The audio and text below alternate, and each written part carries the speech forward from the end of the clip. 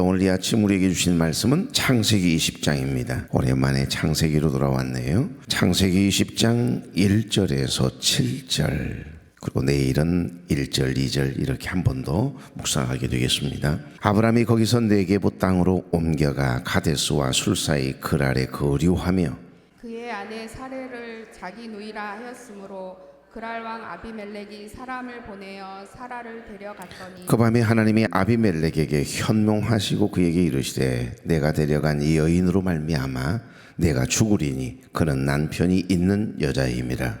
아비멜렉이 그 여인을 가까이 하지 아니하였으므로 그가 대답하되 주여 주께서 의로운 백성도 멸하시나이까. 그가 나에게 이는 내 누이라고 하지 아니하였나이까. 그 여인도 그는 내 오랍이라 하여사오니 나는 온전한 마음과 깨끗한 손으로 이렇게 하였나이다. 하나님이 꿈에 또 그에게 이르시되 내가 온전한 마음으로 이렇게 한 줄을 나도 알았으므로 너를 막아 내게 범죄하지 아니하게 하였나니 여인에게 가까이 하지 못하게 함이 있다. 다 같이요. 이제 그 사람이 아내를 돌려보내라. 그는 선지자라. 그가 너를 위하여 기도하리니 내가 살려니와 내가 돌려보내지 아니하면 너와 내게 속한 자가 다 반드시 죽을 줄 알지니라. 아멘. 자, 우리 인사 나누죠. 좋은 아침입니다. 네, 참 좋은 아침이네요. 이 아침 저 시간 하나님께 드리기 위해서 거룩한 발걸음을 떼신 여러분, 또 가정에서 유튜브를 통해 함께 예배에 참여하고 계신 교회 여러분 주의 이름으로 축복합니다. 2주 전에도 말씀을 드렸습니다만은 우리 인생 여정을 가만히 돌이켜보면 얼마나 많은 실수를 하며 살아왔고 또한 앞으로 얼마나 많은 실수를 하면서 살아가게 될지 모릅니다. 하나님께서 지켜주셔야 살아갈 수 있는 존재가 바로 우리 인간이 아닌가 싶습니다. 지지난주에 함께 이 본문 말씀 속에서 아브라함의 실수와 하나님의 국률, 그래서 실수와 국률이라고 하는 제목으로 함께 잠깐 말씀을 나누었습니다. 여러분, 하나님께서 지켜주셔야 우리의 입술을 지켜주시고 우리 마음을 지켜주셔야 또 우리의 삶을 지켜주셔야 또 가정을 지켜주셔야 나라와 민족, 우리 교회도 하나님께서 지켜주셔야 돼요. 시편의 127편을 보면 우리의 가정, 나라, 민족, 성은 나라를 이야기하는 거니까 가정, 우리 집을 지켜주실 분은 누구다? 요 하나님이시다. 그 고백이 나오는 것처럼 하나님이 우리 입술을 지켜주시지 않으시면 또 우리 마음을 지켜주시지 않았다면 내가 의로워서 선해서 착해서 성실해서 신실해서 아니요, 하나님의 신실하심 때문에 하나님이 우리를 너무너무 사랑하셔서 여러분은 그곳에 앉아 계시는 겁니다. 저는 이 말씀을 가만히 묵상하고 또 묵상을 해도 지나온 삶이 파노라마처럼 지나가요. 지나온 목회도 저의 인생, 짧은 인생을 돌아보아도 마찬가지라 실수투성인 것 같아요. 늘 실수고 늘 마음이 연약하여 흔들리기 십상이고 늘 다치고 또다시 회복시켜 주시는 은혜, 붙잡아 주신 하나님의 은혜 때문에 또 그 자리를 지켜내고 가정을 지켜내고 또 교회를 지켜냈구나, 그런 생각들을 하면서 눈물 지음이 있었습니다. 오늘 여기 본문은 믿음의 조상 아브라함의 부끄러운 두 번째 실수를 기록하고 있습니다. 아브라함이 도대체 누군가예요? 25년 전 애굽에서 저질렀던 실수를 똑같이 반복하고 있는 내용, 바로 그게 오늘 본문이거든요. 12장의 그 실수가 하나도 틀림이 없이 똑같은 패턴으로 똑같은 거짓말을 하고 똑같은 실수를 하는 거 보십시오. 그 믿음의 조상, 그 신실한 대단한 사람이지 않습니까? 그 아브라함이 그랬다니까요. 그는 그랄 땅으로 이주해서 아내 사라를 다시 누이라고 속입니다. 그래서 신학자들은 이 지점을 인간의 고질적인 연약함이다, 딱 한마디로 정의를 해놓았어요.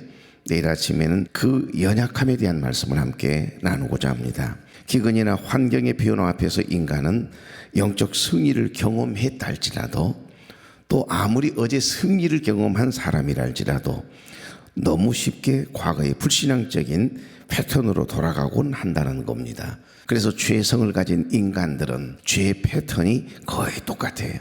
나도 모르게 몸이 반응하는 겁니다. 나도 모르게 거짓말을 하는 것은 그 사람이 약해서 악해서가 아닙니다. 진짜 악해서 사람을 속이려고 하는 사람도 있지만 순간 내가 왜 이 말을 했지? 순간 내가 내 자신을 방어하려고 자기 방어 기제 심리가 작동을 해서 그러는 거거든요. 그런 사람들의 심리는 너무 억압된 삶을 살았거나 너무 폭력적인 어떤 삶의 환경 속에 살았거나 친구들에게 때로는 선배들에게 조직 문화인 이 군대 안에서 때로는 가정에서 폭언과 폭력을 일삼는 그 아버지의 폭력적인 그 언사를 통해 억압을 받으면 심리적으로 자기를 방어하는 방어 기제 심리가 작동을 하거든요. 그래서 거짓말하게 되는 겁니다. 아브라함 마찬가지로 그가 거짓말을 하고 싶어서 거짓말을 하는 게 아니고 그만큼 약한 존재, 두려움이 많은 존재. 그런데 하나님은 그 아브라함을 두루 선택하여 믿음의 조상으로 삼으신다는 사실에 오늘 집중해 보십시오. 그는 애굽에서 했던 것과 똑같이 아내 사라를 루이라고 속였고 그랄 왕 아비멜렉에게 아내를 빼앗김 당할 뻔한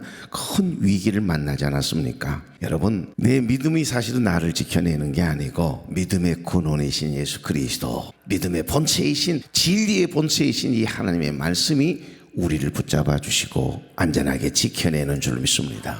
우리의 믿음을 자랑하면 안 되는 이유가 여기에 있습니다. 여러분, 우리의 믿음은 이렇게 불안정하고 연약한 겁니다. 하나님의 약속이 이루어지기 직전에 그는 또다시 아내 사례를 누이라고 속여 어찌 보면 아브라함의 이 행동은 그랄 왕 아비멜렉으로 하여금 남의 아내인 줄 모르고 그녀를 취할 뻔했던, 큰 죄를 짓게 할 뻔했던, 그러니까 나의 작은 나 자신을 방어하기 위해서 그냥 무심코 하는 그 말 한마디가, 순간의 거짓말이, 순간의 그 한마디의 표현이 얼마나 많은 사람들을 아프게 하고 얼마나 많은 사람들을 힘들게 하는지 모릅니다. 그래서 우리의 말이 중요합니다. 그러니까 아브라함의 행동은 아비멜렉 왕보다도 어찌 보면 더 실망스럽고 더 부끄럽기까지 하지 않습니까? 그럼에도 불구하고 하나님은 그 하나님의 긍휼이라고 하는 보자기로 아브라함을 덮으시고 그를 믿음의 조상 삼으시잖아요. 아브라함이 완벽해서 의로워서 선해서 온전했기 때문에 믿음의 조상으로 삼으신 게 아니에요. 그 무언가 하나님의 마음에 딱 하나 마음에 드는 것 거기에 딱 꽂히시면 우리 하나님은 그걸 의로 여기시고 믿음의 조상으로 삼으시는 하나님, 그분이 우리를 선택하셨어요. 그분이 우리의 이 작은 믿음을 보시고 당신의 자녀로 우리를 삼으셨음을 한순간도 잊지 않기를 바랍니다. 그 은혜를 잊지 않고 살아가면 절대 교만할 수 없지요.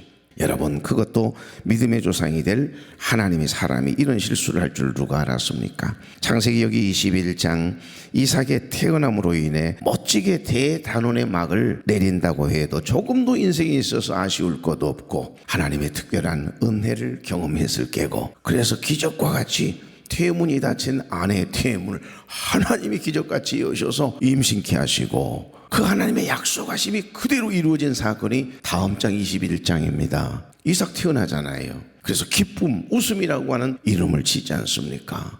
그 놀라운 기적의 주인공이 될 이 믿음의 조상 아브라함이 세상에 왜 하필이면 이 창세기 저자는 20장에 바로 앞장에다가 이렇게 아브라함의 치부를 드러내고 싶지 않고 남이 몰랐으면 좋겠다 생각하는 실수의 기록을 여기에 남기셨을까요? 그런 의도가 있지 않겠어요? 사람이 이 성경을 기록하지 않았으니까 펜타튜코스, 모세가 쓴 5권의 책을 모세오경이라고 하지 않습니까? 창세기, 출애굽기, 레위기, 민수기, 신명기까지 이 책을 모세가 썼다고 하지만 모세가 썼습니까? 아닙니다. 그러면 신명기는 모세가 죽음에 대한 내용도 나오는데요, 하나님의 영에 감동된 하나님의 영이 감동을 주셔서 기록하게 하신 말씀이 바이블 성경임을 꼭 기억하십시오. 그 사람이 쓴 게 아니에요.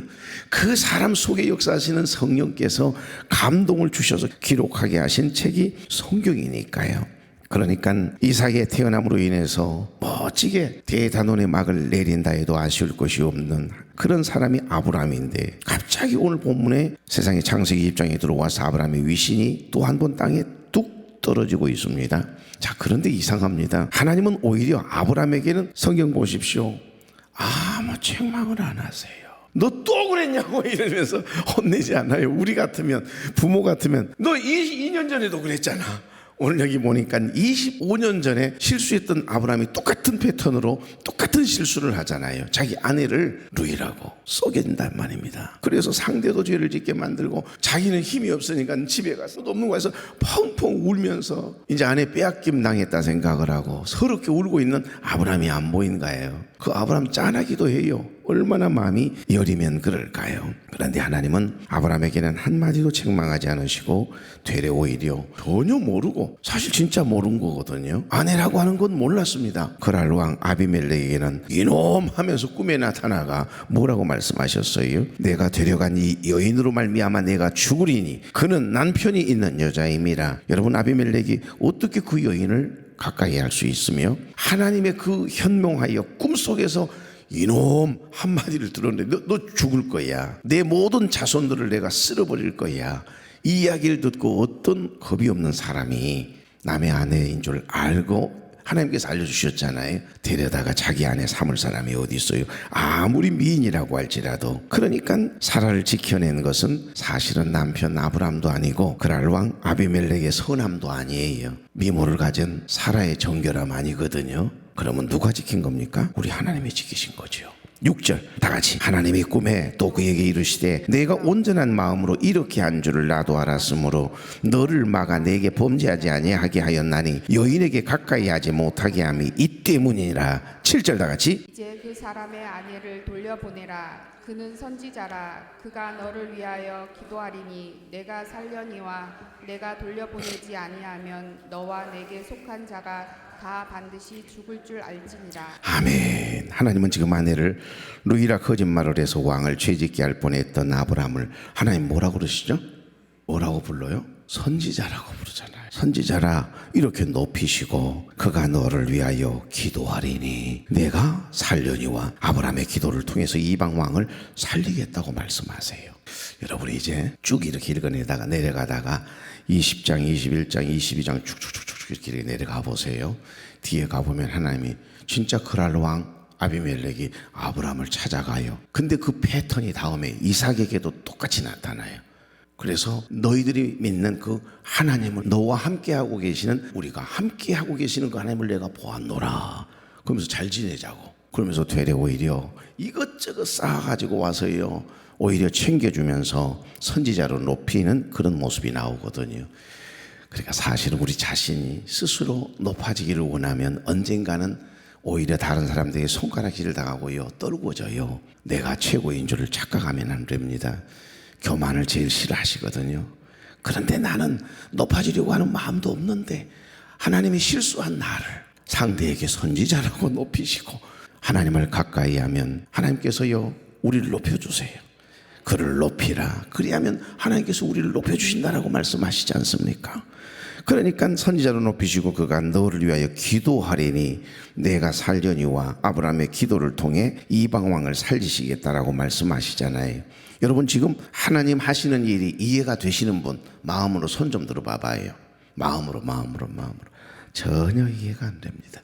이 일로 아비멜렉은 죽음은 면했지만 20장 18절 말씀처럼 아브라함의 아내 사라의 일로 인해서 아비멜렉의 집에 있는 모든 자손들의 태문을 확 닫아버리십니다. 예, 못 납니다. 아무도 생산할 수가 없도록 하나님께서, 아니 지금 실제적으로 우리가 엄밀히 따져봐요. 사실적으로 따져보면 아비멜렉이 잘못했습니까? 아브라함이 잘못했습니까? 그러면 누구에게 물어본다 한들 아브라함이 잘못이지 아비멜렉이 잘못한 거 없어요. 그런데도 그가 감히 남의 아내를 취하려 했다라고 하는 그 모습만으로도 하나님께서 용서하지 않으시고 무섭게 다루시는 모습 보십시오. 당신의 자녀들에게 한없이 넓은 마음을 가지시고 허물과 실수까지도 감춰가시면서 주의 긍휼로 덮으시는 우리 하나님. 그래서 우리가 하나님의 자녀가 된다는 것처럼 큰 은혜가, 큰 복이 어디 있겠습니까? 그 은혜는 알고 사십니까? 오늘 그 은혜 안에 행복한 모습으로 정말 감사함으로 사십시다. 아브라함의 아내 사라의 일로 아비멜렉의 집에 모든 태문을 확 닫으시거든요. 그 태문을 누구를 통해서 여신 줄 아세요? 선지자 아브라함의 기도를 통해서입니다. 하나님 하시는 일은 이렇게 오묘해요. 여러분 어떻습니까? 지금 누구의 잘못이라고 여겨지세요? 당연히 거짓말을 해서 아비멜렉으로 하여금 죄를 짓게 할 뻔했던 아브라함과 그의 아내도, 아니 나는 사라가 참 이해가 때로는 안 돼요. 뭐 하와는 아예 이해가 안 되는 여인이긴 하지만 사라가 그러잖아요. 나 남편이 있다 그러면 되는 거 아니에요? 아니 우리끼리 이야기입니다. 이거 성경에 그런 이야기는 없고요. 나 남편의 아내다. 한 남편이 나에게는 있다. 배야 그러시면 안 해 됩니다. 이러면서 이야기를 해야 될 것 아니요. 근데 얼마나 두려웠으면 그랬겠습니까만은 사라도 사라예요. 통 이해가 안 돼요. 그런데 하나님은 아브라함에게는 이렇게 아무 말씀도 하지 않으시고 방금 전에 말씀드렸던 것처럼 되레 아비멜렉에게 책임을 물으셔요.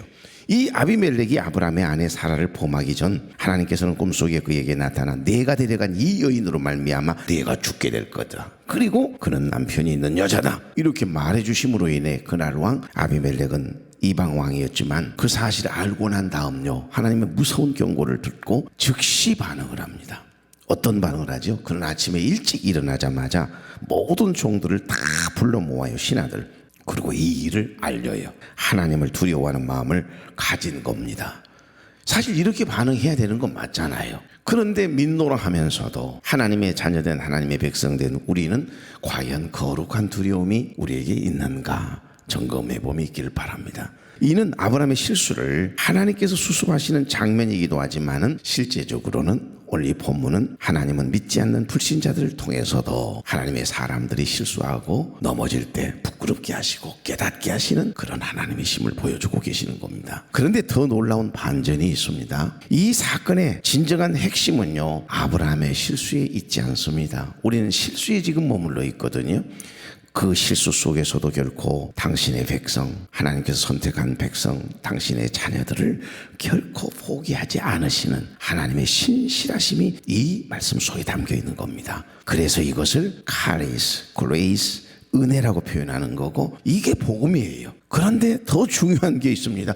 나는 이렇게 양파 껍질 벗기는 것처럼 계속해서 이 말씀을 묵상하는데 끊임없는 또 다른 하나님의 섭리와 하나님의 은혜가 깨달아져서 눈물을 흘렸던 기억이 있습니다. 여러분 하나님께서요 이렇게 하신 이유가 뭐라고 생각하세요? 도대체 왜 이렇게 하셨을 것 같습니까? 저는 여기에서 그만 무너진 것 같아요.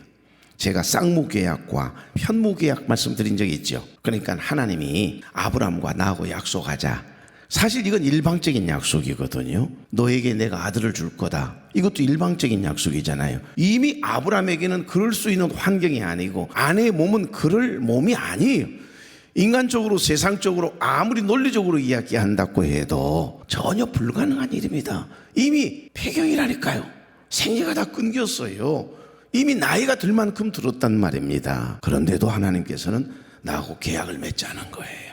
테스타멘트, 계약을 맺지요. 그리고 약속하시겠다는 겁니다. 그 약속 내가 지키지 않으면 내가 이 쪼개진 짐승처럼 내가 쪼개지겠다는 겁니다. 고대 시대에는 쌍무계약이라고 해서 한 짐승을 잡아요. 짐승을 잡아가지고서 배를 가르거든요. 그 배를 가른 다음에 약속한 이 쌍방 둘이 먼저 지나가고 그 다음 따라 지나가요. 그러면 이 약속을 어기는 사람은 이 짐승이 쪼개진 것처럼 이 짐승이 피 흘려 죽은 것처럼 죽는다 이 말이에요. 나 하여간 내가 약속을 어기면 내가 죽겠어 이러면서 맺는 언약 약속이 성경에 나오는 쌍무계약이라고 하는 계약입니다. 그런데 한 번도 하나님은 아브라함과 쌍무계약을 맺으실 때 노아와도 쌍무계약을 맺으실 때 절대 인간으로 하여금 쪼개진 짐승을 넘어가게 하시지 않는다는 특징이 있습니다. 이제 다음에 우리가 레위기서를 통해서 제사법을 묵상하다 보면 깊은 울림이 있어요. 더 깊은 십자가의 의미와 성탄절의 의미가 생각나게 날 거거든요. 여러분 보십시오. 짐승을 쪼개놓고 이상해요. 약속을 지금 쌍방이 맺어야 되는 거잖아요.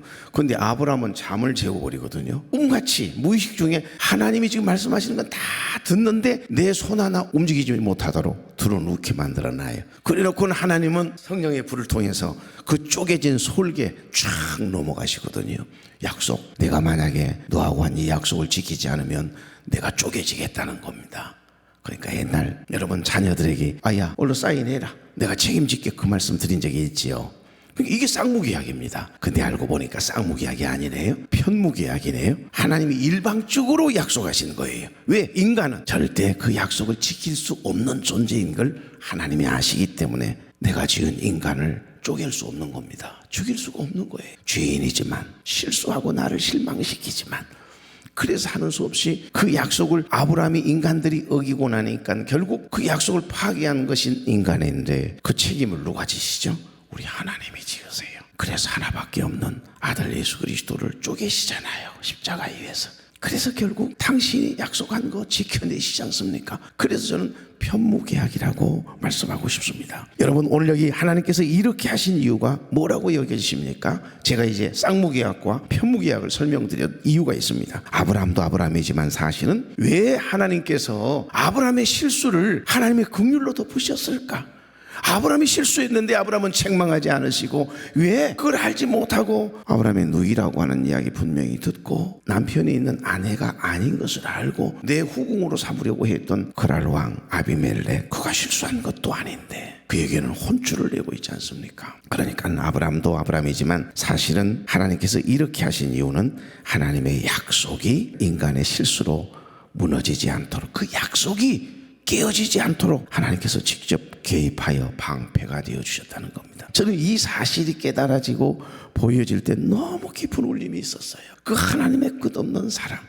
그러니까 이삭의 자손 중에 다윗이 나고 다윗의 자손 중에 우리 인간을 구원하실 구속사적인 하나님의 경륜 프로젝트가 있었던 겁니다. 그 프로젝트, 이 복음의 기적을 나타내기 위한 하나님의 계획이 있었는데 아브라함의 실수로, 아브라함의 이 거짓말로 인해서 지금 깨지게 생겼어요. 이 하나님이 우리와 하신 이 약속이 일방적으로 파기될 뻔했단 말입니다. 그러니 너무 놀라신 하나님께서 이것은 나 책임이다, 내가 책임질게 라고 말씀하면서 자녀들에게 사인하라고 말했던 것처럼 우리 하나님은 실수는 내가 했는데, 아브라함이 했는데 그 실수를 덮으시기 위하여, 긍휼을 베푸시기 위하여 되려 오히려 이방인 그랄 왕 아비멜렉을 혼쭐을 내는 이 모습은 아브라함과 그 한 약속을 지키시기 위해서, 그 약속이 깨질까 봐 노심초사하신 하나님 아버지의 마음이 이 속에 담겨 있는 겁니다. 이게 바로 구속사적인 하나님의 경륜이라고 하는 것입니다. 우리의 실수와 부끄러움마저도 덮으시는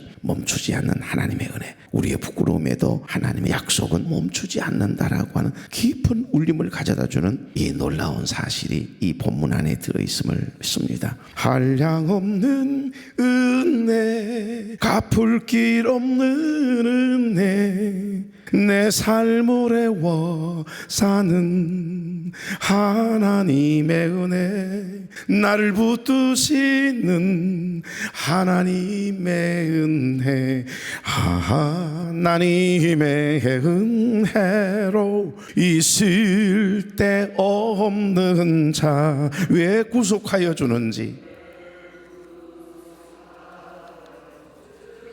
난 알 수 없도다. 내가 믿고 또 의지함은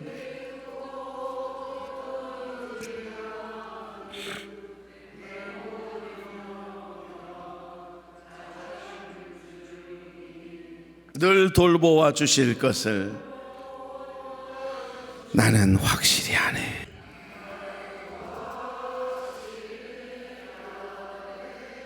아멘입니까? 좋으신 하나님, 좋은 날 좋은 아침을 주셨사오니 감사합니다. 오늘도 새벽 첫 시간을 하나님께 드리고 귀한 말씀 받고 기쁨과 감사함으로 이 하루를 시작하고자 합니다. 오늘 하루도 사랑하는 교우들을 안전하게 지켜주시고 친히 동행하여 주옵소서.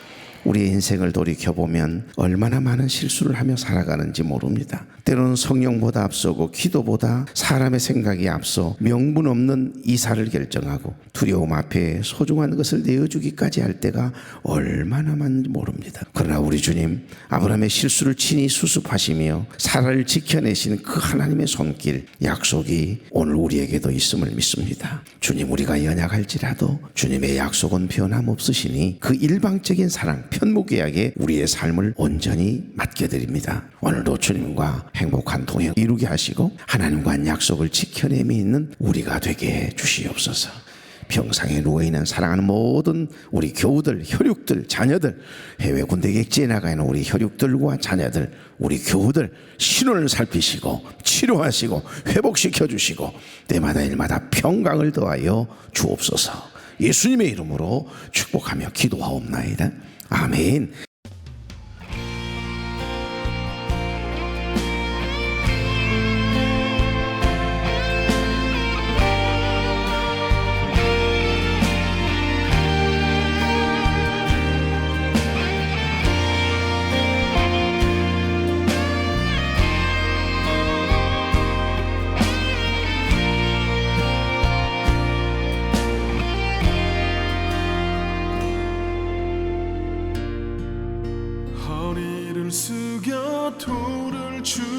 주라.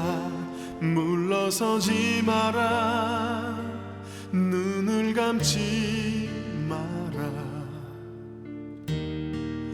오늘 내가 이곳에서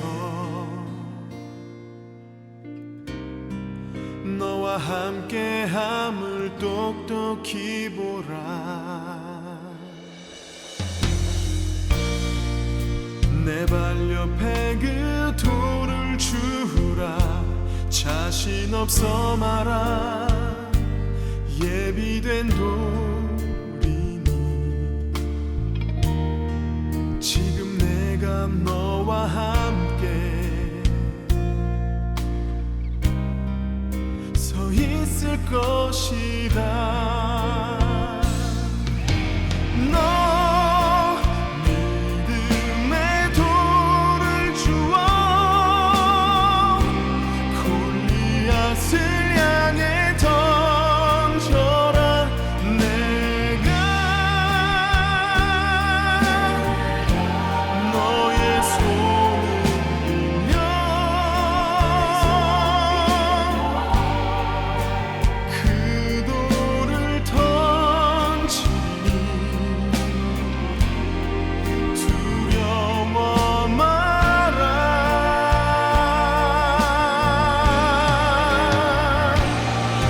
내가 너에게 오늘 승리를 줄 것이다. 너의 돌을 들어라.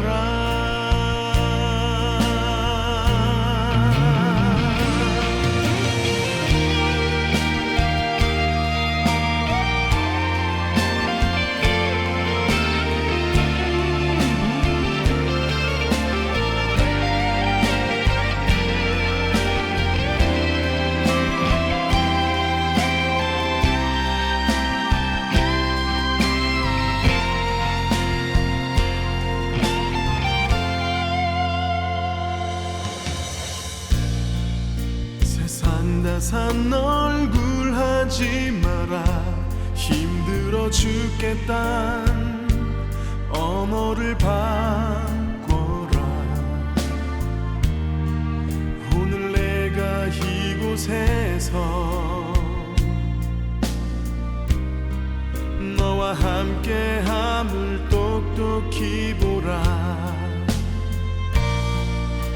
버틸 수 없다 말하지 마라. 더 이상 서 있을 힘이 없다 마라. 지금 내가 너와 함께 서 있을 것이라.